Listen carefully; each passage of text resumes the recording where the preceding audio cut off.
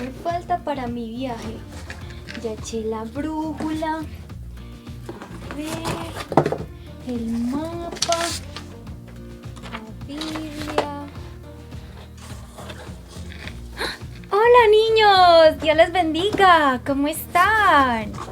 Ay, ustedes se preguntarán, ¿yo en qué ando a esta hora? Y les voy a contar en qué ando. Estoy aquí empacando unas cosas porque nos vamos para el segundo viaje misionero. ¡Qué bendición que nos vamos otra vez de viaje por estas historias de Hechos de los Apóstoles! ¡Ay, qué felicidad tan grande! Como les decía, ya tengo todo listo y por acá tengo un mapa porque hoy vamos a ver una historia súper genial de un viaje que hicieron Pablo y Silas por allí, por todos los lugares de allá cuando comenzó el evangelio a predicarse. Bueno, entonces vamos a empezar en este momento la clase. Espero que estén muy conectados porque vamos a ver cosas muy bonitas en esta clase. Bueno, vamos a empezar. Esta historia la vamos a encontrar en Hechos de los Apóstoles, capítulo 16. Y hoy nos vamos a centrar en una parte que vivieron Pablo y Silas en Filipos, en uno de esos lugares donde ellos visitaron. Bueno, como les decía, los apóstoles salieron de viaje, así como estoy yo hoy. Me voy a quitar estas gafas para verlos mejor. Ellos llegaron y empacaron sus cositas y salieron de Jerusalén y empezaron a ir a diferentes lugares a predicar el evangelio. ¿Ellos en qué se fueron? Porque para uno salir de viaje, ¿qué tiene que tener uno? Un medio de transporte. Nos podemos ir en avión, pero en ese tiempo no habían aviones. Entonces salieron en su barco y salieron por todas aquellas ciudades y iban predicando el evangelio. Resulta que llegaron un día a un lugar llamado Macedonia y allí los recibieron, las personas se convirtieron al evangelio. Eso fue algo muy bonito porque una mujer, Lidia, les salió al encuentro y les dijo: vengan para mi casa, prediquen el evangelio aquí, y los atendió con mucho gusto. Y entonces ellos volvieron allá, mejor dicho, predicaron la palabra mucho rato.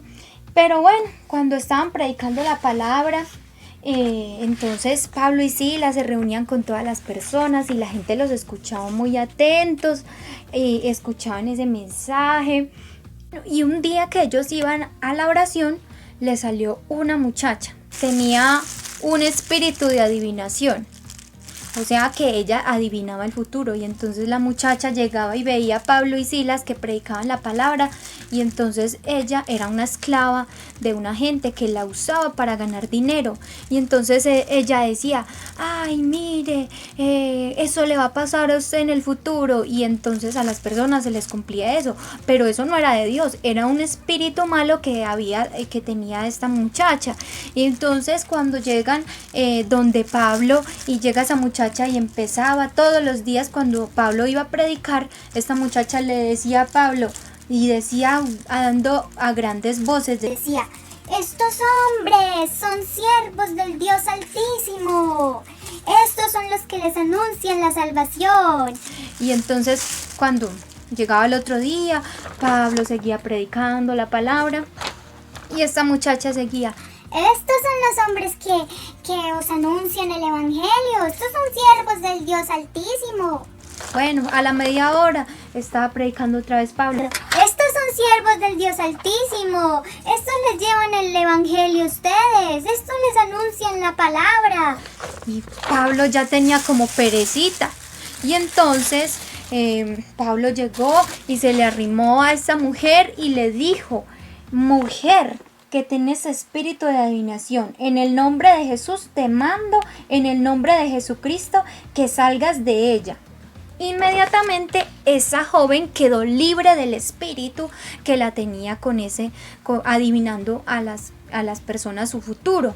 Pero resulta que es que ella no era dueña de sí misma, ella le pertenecía a unas personas que con ella ganaban dinero. Y entonces se les dañó el negocio, porque ustedes saben cómo es la gente, que todo lo vuelve negocio y engañan, y con eso hacen un negocio. Y entonces se fueron contra Pablo y Silas. los agarraron y los golpearon, los persiguieron de tal modo que dijeron: échenlos a la cárcel. Y así fue como se los llevaron y los llevaron para la cárcel. ¿Y sabe qué pidieron ellos? Que los llevaran para el lugar más oscuro, más tenebroso de ese lugar, que estuvieran allí en el lugar más oscuro, más terrible. Y así hicieron con ellos, y aparte de eso, les amarraron los pies en ese lugar oscuro, les amarraron los pies con unos cepos. Aquí podemos ver, esto es un cepo que no deja que las personas se muevan. Tienen que quedarse en la misma posición ahí. Y yo les pregunto, niños, ¿ustedes cómo se sentirían en un lugar oscuro como llegaron ellos, en la cárcel, en una situación de esas, donde se cree que ese lugar olía muy maluco? Ese lugar era un lugar horrible, que ningún ser humano desearía estar en ese lugar. ¿Ustedes cómo se sentirían? ¿Alegres? ¿Se sentirían alegres o muy tristes? Yo creo que nos sentiríamos muy tristes, porque estar en un lugar así debe ser algo muy tormentoso. Estar privado de la libertad debe ser muy triste. Entonces, pero ¿sabe qué fue lo que pasó? Que en vez de ellos ponerse tristes, ¿sabe qué estaban haciendo ellos? Alabaron a Dios y empezaron a entonar himnos. A la medianoche se escuchaba esas alabanzas de ellos. Mire, estaban allí adorando a Dios, porque no importa el momento difícil por el que estemos pasando, ellos nos enseñan una lección y nos dicen a través de su actitud de que en medio de la cárcel, en medio de los momentos que usted cree que no hay salida, hay que adorar a Dios, hay que decirle a Dios alabanzas, hay que cantar. ¿Sabe qué pasó entonces a la medianoche cuando ellos cantaban al Señor esas alabanzas?